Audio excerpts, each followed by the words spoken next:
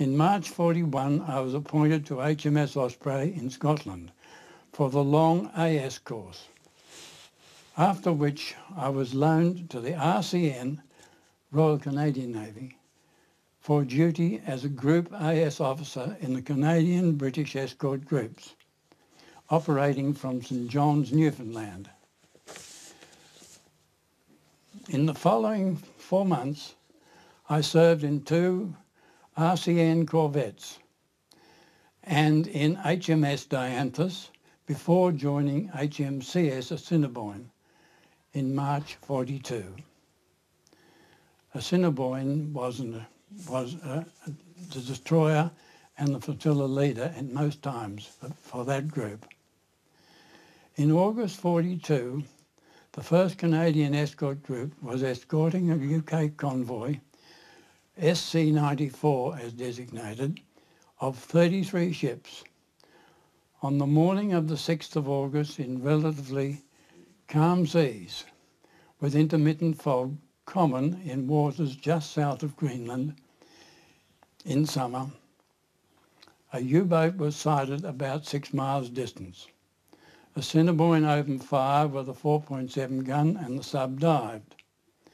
Then, in company with Dianthus, a search was organised and the ships made contact, each attacking with 8 and 10 depth charge patterns.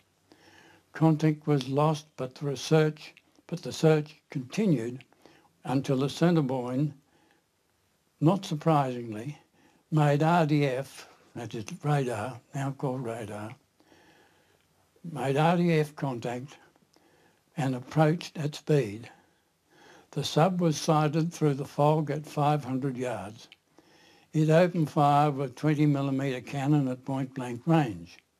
The U-boat proceeded to dodge the destroyer with tight turns within Assiniboine's large turning circle, not an uncommon occurrence.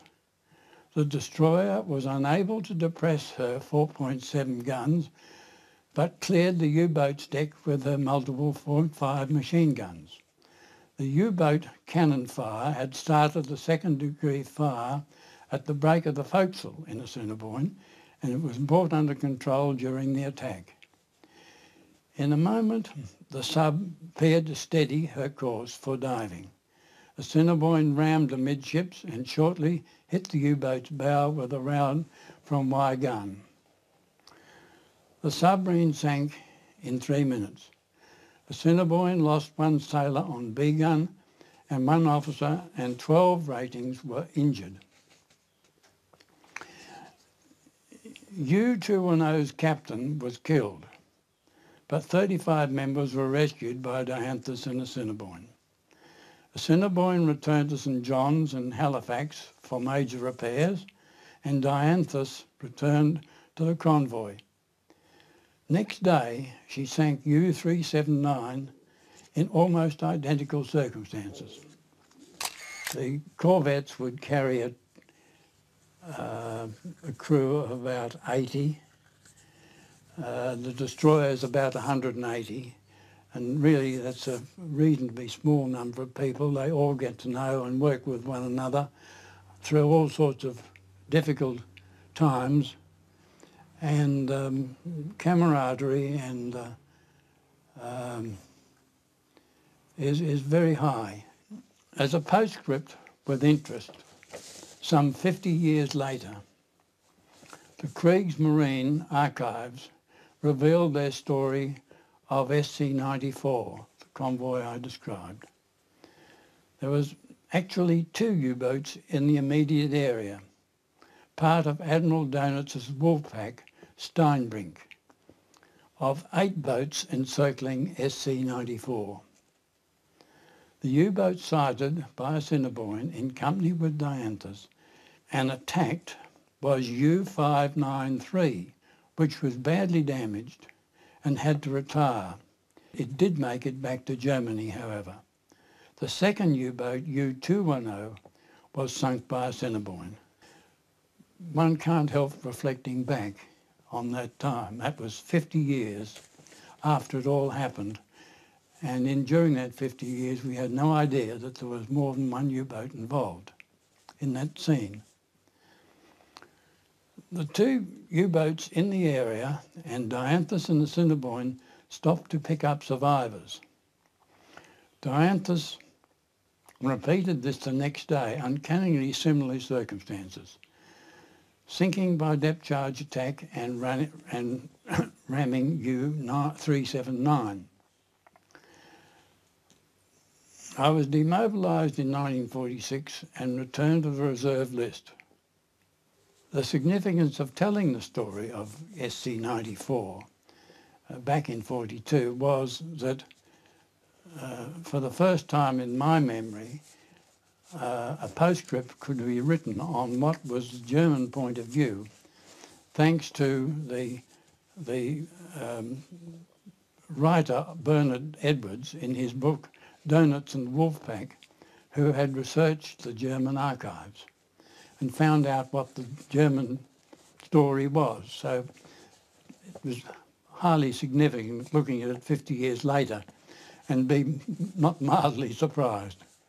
That SC-94, going back again, 11 ships were sunk and 3 U-boats were sunk and 4 damaged.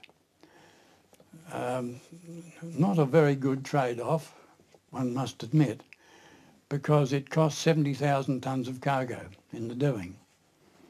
But it was really largely because escorts were short in number, air cover was not available in those days beyond close borders of UK and Iceland, and generally speaking, the improvements and the advances in technique, anti-submarine technique, had not been developed, and it wasn't until 1943 when great advances were made in the kill rate of convoy work. When you cover, say, 28 or 30 convoys, in all the variations and all the things that happen to you across, the one I described was just, I wouldn't say just another convoy, it was nearly just another convoy, but it had that peculiar twist that 50 years later I was to pick up a book and to find that the German side of the story was put together very neatly and accurately because it fitted exactly to our view of it. And that's the first time it's ever happened. I suppose it would have happened to lots of other people, but no other battle that we've had at sea have been reported in the same way by the Kriegsmarine, I don't think.